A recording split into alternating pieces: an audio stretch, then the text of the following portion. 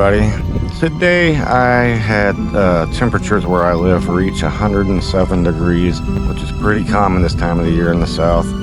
And it made me think I need to do a video on how to survive a summer power outage without air conditioning, because that's a possibility. It happens.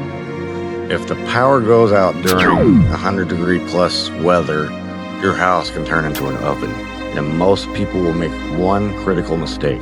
They'll waste their energy trying to cool the entire house. Fuck the house. Cool the human first.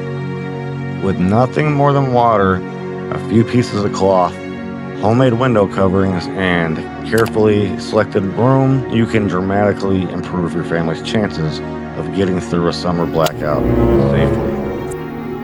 But you need to act before someone becomes dizzy, confused, or stops making sense, because once heat stroke becomes heat exhaustion, now you're dealing with a genuine medical emergency. So in this video, I'm going to show you how to cool your body, turn one small bedroom into a shelter from the heat, and recognize the moment when staying inside actually becomes more dangerous than going outside. So the first thing you need to understand is simple. Survival isn't about keeping your whole house comfortable. If you're comfortable and you're camping, it's about keeping the people inside alive. So start by cooling the person first. It takes a tremendous amount of energy to lower the temperature of an entire building. Without electricity, you may not have enough power or equipment to do that. I'm betting you don't. But you can cool your own body with very little. Start small, because in a grid down emergency, every drop of water, every battery, and every bit of stored energy counts. One of the easiest things you can do is place a cold, wet cloth against the side of your neck, especially the right side, where the larger internal jugular vein runs pretty close to the surface of the skin. So major blood vessels pass through your neck, making it a very useful place to put a cold compress or a wet rag. If you don't have anything cold, wet a rag swirled around in the air every 10 or 15 minutes. It'll cool it down. If you have ice or a frozen bottle or a cold drink, wrap it in a towel and put it against your skin, but don't put it there raw dog, because you can get frostbite. Don't be a dummy. And you don't need ice for this to work. An ordinary washcloth will help. Keep several cloths soaking in a bowl or a bucket of water. Put one against your neck and replace it when it warms up. If you have limited ice, cool the water instead of using all the ice at once, okay? That allows a small amount of ice to cool several cloths over a long period. Your body already has a natural built-in cooling system, sweat. When moisture evaporates from your skin, it carries heat away with it. You can help that process along by wetting your hair, face, neck, arms, legs, and crotch. Wet your hair about once every hour or more often if you need to, or just whenever it dries out. You don't have to dump an entire bottle of water over your head, just enough to wet your hair a bit and cool off, through evaporation. If you can put a damp shirt or wrap a wet bandana around your neck and you have a battery-powered fan, then you're in pretty good shape. Aim it across your damp skin. The airflow speeds up evaporation and makes the small fan your best buddy. If you don't have a fan, you can make one. Yep, old school paper fan. Fold some paper, a magazine, a paper plate, a piece of cardboard into a fan. If you don't know how to do that, Google it. It's pretty damn simple. And it won't lower the temperature in the room, but moving air fastly across damp skin can cool the person holding it. You can take turns fanning each other, especially if someone in the family is elderly or sick or pregnant or just unable to do it themselves. Maybe they're a baby. Evaporative cooling works best when the air is dry. If you're in an extremely humid place like where I live, then water and sweat evaporate more slowly, so it's not going to work as well. In that situation, rely more heavily on cold compresses, baths, wet cloth, shade, and find a genuinely cooler location, preferably somewhere in the shade with a good airflow and a breeze. If you still have running water, take a cool shower or a sponge bath. You don't need freezing water. The goal is just to gradually remove heat from your body. You can also place your feet in a bucket or a basin of cold water. If your water is just limited, don't waste it. repeatedly soaking your entire body, concentrated on your head and, maybe your armpits and groin. Create one room that you're trying to cool, and it's probably going to be the smallest room on the coolest side of the house, or the side with the least windows, or not a hallway, not a living room. Don't try to keep the kitchen, the hallway, the living room, and every bedroom comfortable. Pick the smallest suitable room in the house. Usually that's going to mean a bedroom on the lowest floor on the shaded side of the building. The living room might be more convenient. It might have the television, but it doesn't necessarily make it a survival room. So a small bedroom is easier to control than a large living room with multiple windows and doorways, and your family may need to temporarily hang out, eat, and sleep together, so I hope you get along. It may be crowded and uncomfortable, but survival isn't supposed to be fun. Move everything you need into that room, but don't pack the room so much that your body heats it up. So just bring your drinking water, battery-powered fans, flashlights, medication, tanks, cold cloths, and your sleeping pads. The less you travel through the house and open the door, the less heat you're going to lose, the less cool air you're going to lose, more heat you're going to let in. So close the bedroom door if it has one. If it doesn't, hang a blanket or a sheet across the doorway. You can also hang sheets or blankets across windows, to reduce the amount of light that comes in, which also creates heat. This isn't perfect insulation, but it can help. Sunlight passing through glass can heat a room extremely quickly. Ready.gov says that roughly 40% of unwanted heat buildup inside of our homes comes through the windows. Use blackout curtains if you have them, but if you don't, use blankets, sheets, cardboard, or reflective material. You can even use aluminum foil. Exterior shade is even better because it stops sunlight before it passes through the glass. An awning, a tarp, porch, a tree, or a piece of cardboard positioned outside can make it noticeably different. And if you use reflective material, position it so the sunlight and heat are reflected towards the outside. Focus first on the windows receiving direct sunlight. Keep those windows covered during the hottest parts of the day. At night, pay attention to the outside temperature. Once it becomes cooler outside than it is inside, now it's time to open the windows and doors. If you have two battery-powered fans, position one to pull cooler air inside and another to push the hotter air outside. And do this early in the morning before the outside temperature begins climbing again, okay? Then close all the windows and cover them to try to trap that cooler air inside. You're trying to capture the cooler nighttime air and hang on to it. And change your schedule. This is going to be hard for some of you, but during an extended summer blackout, you can't continue living on your normal schedule. Do physical work early in the morning or after the sun goes down. During the hottest parts of the afternoon, stop moving unnecessarily. Sit your ass down, lie down in the coolest room in the house. For some of you, you're going to want to open windows to strategically allow airflow, but others, you're going to want to try to capture that morning air. It depends on a lot of factors, and we won't get all into that, but every movement also generates body heat. Sweeping, cleaning, carrying boxes, and walking from room to room is going to heat your ass up and the room. The same rule applies to cooking.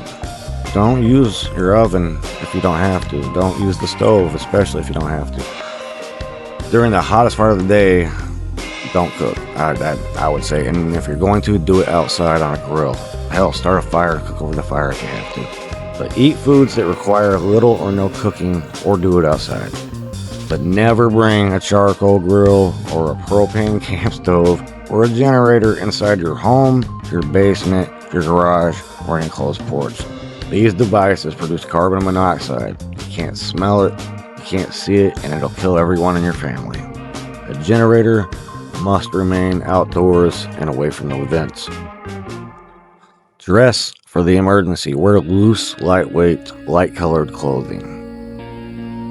Heavy jeans, boots, multiple layers of tactical clothing might fit the survival image, but they also trap body heat. Inside your own shelter, wear only what you need. I'd hang out in my boxers. I use a damp cloth shirt sometimes if I have to, wrap it around my neck. Anything to help evaporative cooling. And if it starts to irritate your skin, having something wet against it for too long, then remove it for a while. Remove unnecessary jackets, hats, socks, and heavy footwear. The objective isn't to look cool, it's to prevent your body from overheating. And stay hydrated. Drink regularly instead of waiting until you feel thirsty. By then, you're already in the first stages of dehydration. Keep water beside you in a cool room so that you're not constantly walking through the house to go get it.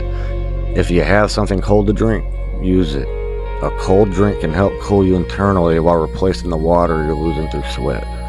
But don't refuse warm water just because it's not as refreshing. It's still better than no water. If you have been sweating heavily for hours, you're losing more than just water. You're also losing salt and other electrolytes. So eat normal and consider an electrolyte drink if you have one. Don't swallow salt tablets or drop large amounts of salt into your water, though. Too much salt can cause another medical problem. And avoid alcohol. It can contribute to dehydration and interfere with your ability to recognize danger and your judgment, so you're probably going to be in and out of the room like a dumbass. And people with heart failure, kidney disease, liver disease, or doctor-ordered restrictions should not suddenly begin drinking extreme amounts of water or electrolytes. So always follow medical instructions when possible. Listen to your doctor, blah, blah, blah. Watch one another. Don't assume everyone will recognize when they're becoming dangerously hot. Heat illness can affect a person's judgment, and some of us are pretty damn stubborn. Someone who is becoming confused may continue insisting that they're fine. Pair people up and check on one another regularly. Watch children, elderly family members, pregnant women, people with serious health conditions, and especially your pet. That buddy's probably pretty furry. I mean, imagine how hot he's going to be. Early signs of heat exhaustion can include heavy sweating, headache, weakness, dizziness, lack of sweating, nausea, thirst, irritability, muscle cramps, and reduced energy. If someone develops these symptoms, make them stop what they're doing. Move them into a cooler, available location, whatever you got. Loosen or remove the clothing. It ain't weird, man. This is pretty important, so no homo. Wet their skin, place cold, wet cloths against their neck and other cooling points, and just circulate air around them. Blow, with a magazine or a fan, anything to move air across their skin. If they're awake and able to swallow normally, then give them some cold water. Never leave someone with heat illness alone. Their condition can decline very quickly. And you need to know how to recognize heat stroke. Okay, it's not something you treat by simply telling someone to lie down and drink water. It's a life-threatening emergency. Warning signs can include confusion, slurred speech, severe disorientation, seizures, fainting, loss of consciousness, or an extremely high body temperature. The person may have really hot skin, dry skin, but they could also still be sweating. Don't assume that sweating rules out heat stroke. If someone becomes confused, starts speaking strangely, and they're not acting like themselves, or they have a seizure or pass out, then call 911 or find a way to get to a phone. While you wait for help, make them move to the coolest location possible. Keep them out of the sun. Remove excess clothing and begin cooling them immediately.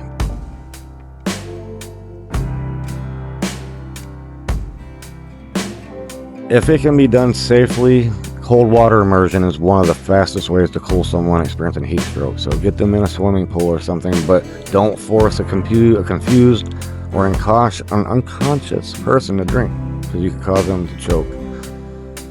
Stay with them and continue cooling them until emergency help arrives. Know when to leave. There may come a point when your house is no longer safe, it's just too hot. Being prepared doesn't mean being stubborn and staying in a dangerously hot building. If your cooling methods just aren't working, or if someone's becoming sick, leave before the situation becomes critical. Go to a cooling center, a library, a grocery store, hospital, community building, church, the home of someone who still has electricity, maybe a family member. Go for a cruise in your car that has air conditioning. Even spend a few hours maybe on a little road trip. That's what me and my family do a lot of times. That cool air in a car, works pretty quickly in that small enclosed space. And if you have relatives or elderly neighbors or someone living alone nearby, go check on them. A person suffering from heat illness may not have the strength or clear thinking needed to ask for help. Prepare for the outage. Before the next blackout, build a basic summer power outage kit.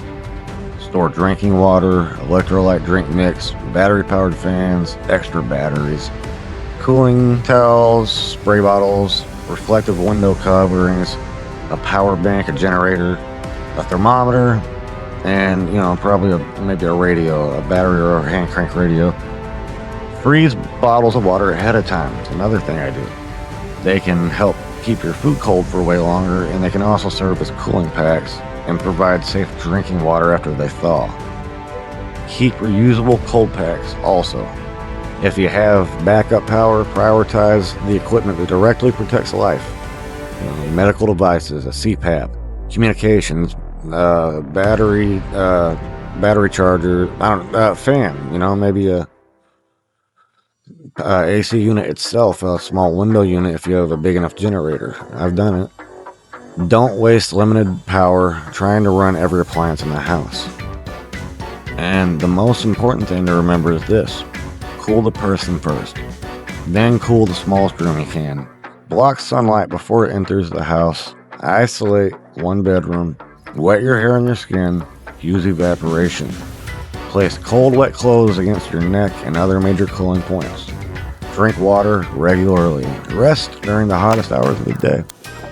Watch the people around you and recognize the warning signs before heat exhaustion becomes heat stroke. You don't need to make every house comfortable, okay? Again, if you're comfortable, you're camping.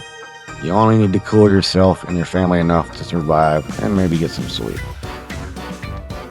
Extreme heat doesn't give a shit how prepared or experienced you think you are. So respect it, work with it, and use the resources you have to stay alive. Stay sharp out there.